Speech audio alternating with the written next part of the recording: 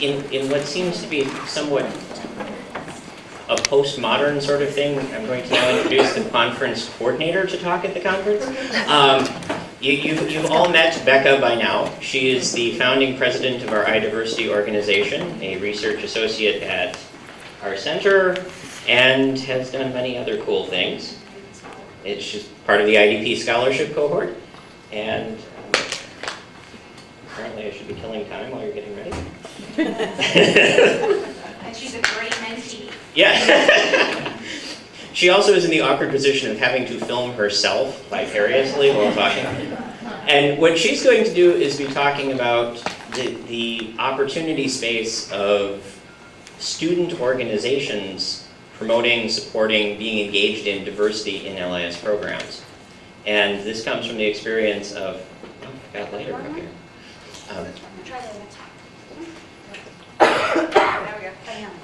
From the creation of the iDiversity student group here. So, okay. Oh, thank you.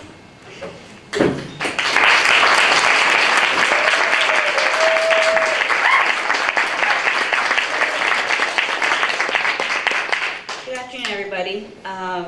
Thank you so much for having us come talk about our group. So, apologize, but because of the projector, it's compressing, so I'm going to keep it on the regular screen. It's not going to be all nice and full screen, but it'll be okay.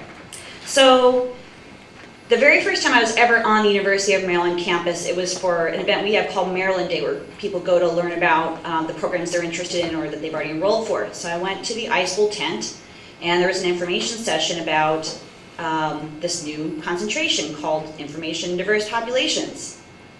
I was sold in about 5 minutes. I was like, wow, it's like they made this program just for me. And I should note to you that although it was on the website, I had no idea about this program.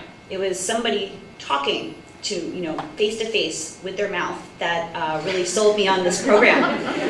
So I came to school, I double concentrate in school library media, and I started thinking, wow, man, every school library media student should be taking these classes, or at least one of them. And just the content was so incredibly valuable. And enriched what I already knew, and it told me a lot of new things. I started thinking to myself, how are people who they don't have the money or they don't have the time to take this coursework, how are they going to prepare themselves to be fully culturally competent professionals and get ready to serve diverse populations out there in the world and changing populations?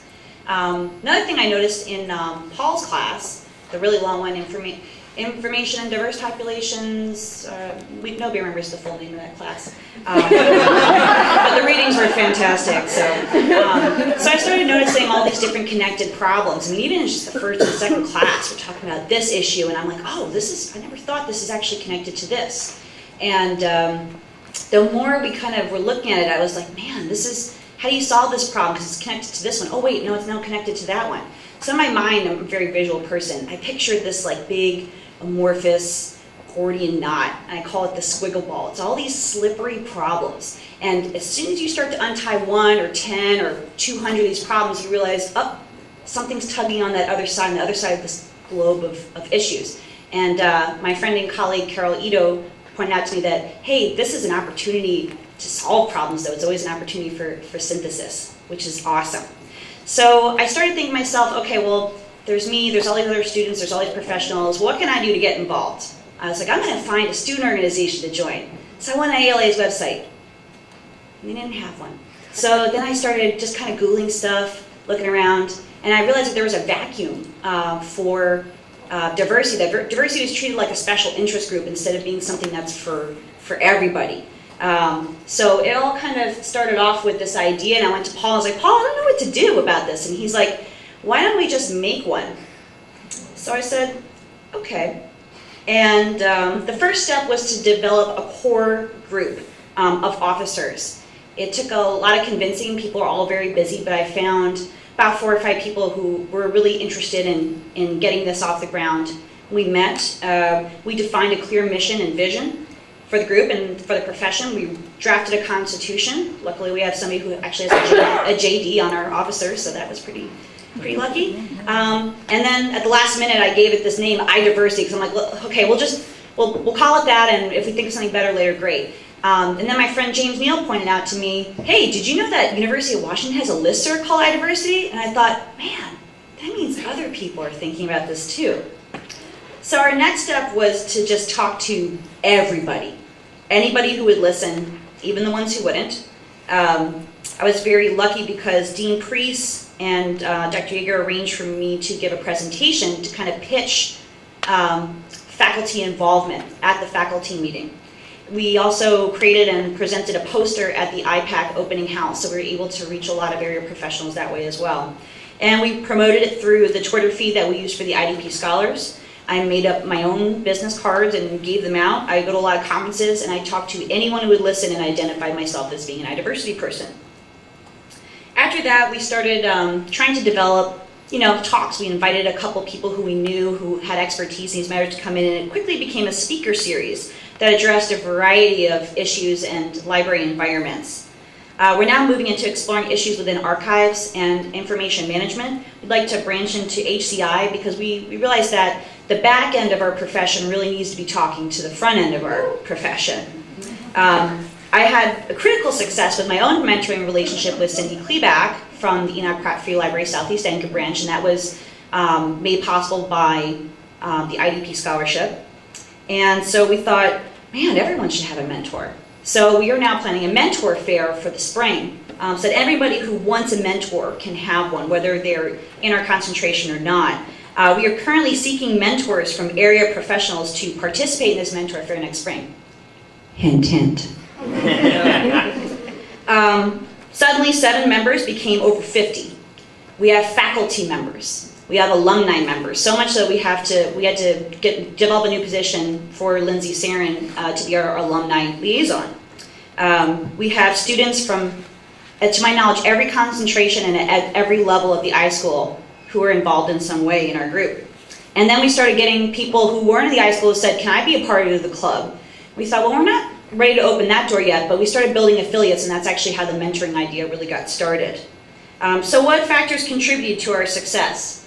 Well, first and foremost was faculty support. Support from the college and at the university level, from Dean Priest, from not one, but 2 faculty advisors who stepped up to mentor us, Dr. Paul Yeager and Dr. Sherry Massey, and at the university level from Dr. Kamea Shorter-Gooden. Being able to address the faculty directly at that meeting, I think, was really critical, because that initial stage led to increasingly rich conversation about iDiversity, and we started to discover more about how we could best meet the needs of our iSchool community. So secondly was expanding outreach. At the first, I should preface it by saying that we just came into existence like February 1st of this year. So after the first semester, we sent out a survey, and we wanted to find out what people liked, what we didn't like. We listened very carefully to the criticism particularly. Our website was initially designed by Annie Sealer, who has since graduated, and it was sort of meant to be an archive for professional development and just discussion. It's now been redesigned by our current webmaster, Katie Zawadny, and now it's a full-blown Web 2.0 hub. So it's supporting our new blog, the iDiversity blog, a full events calendar, and diversity news that's aggregated from the web.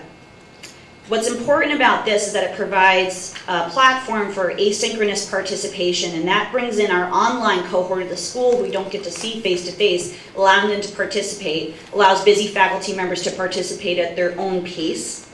And also, we've now newly opened up our website to people who are outside of the iSchool and iDiversity so that we can take advantage of the knowledge that's in the community globally. And word of mouth is probably still the most effective when we're talking about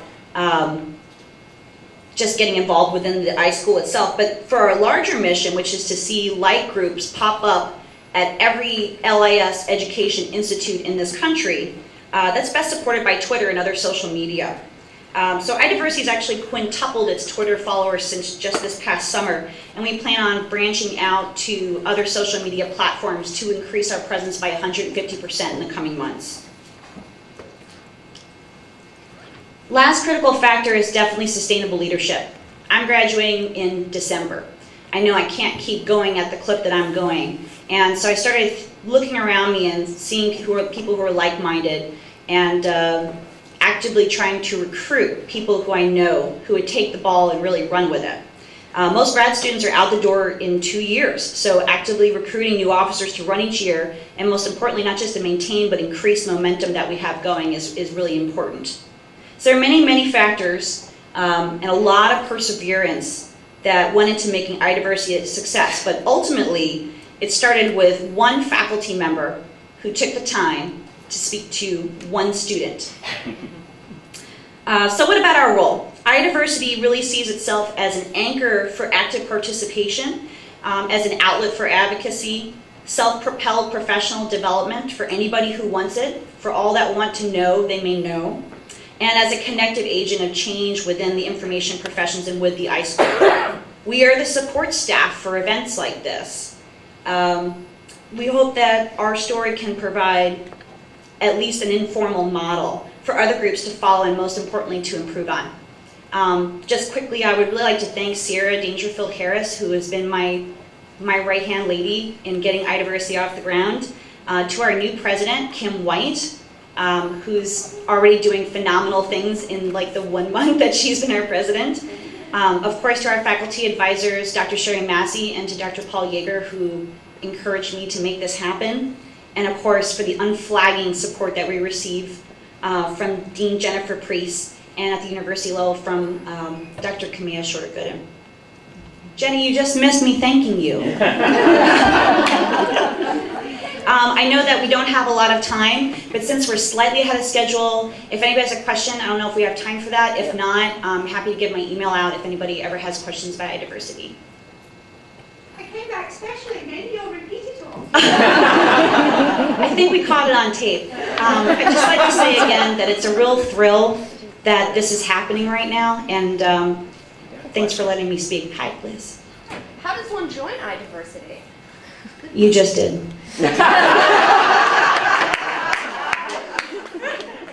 Thank you for your support. Yes? Where can I find more information? Since I'm not in, where is it, Maryland? Yes, and I'm sorry that the projector is a little washed out. But please visit our website. Katie actually just built a really sick mobile version, so you can go there right now. And it is idiversity.umd.edu. I'd also like to note that currently we've been running this Twitter feed at LIS Diversity, and it's been an umbrella for all the diversity events going on at the iSchool. And Dr. Yeager has generously decided to let us, since we do most of the tweeting, as of maybe about 5 p.m. tomorrow, we will now be at iDiversity UMD. Kim, did I say that right? That's right. Okay. Okay, great.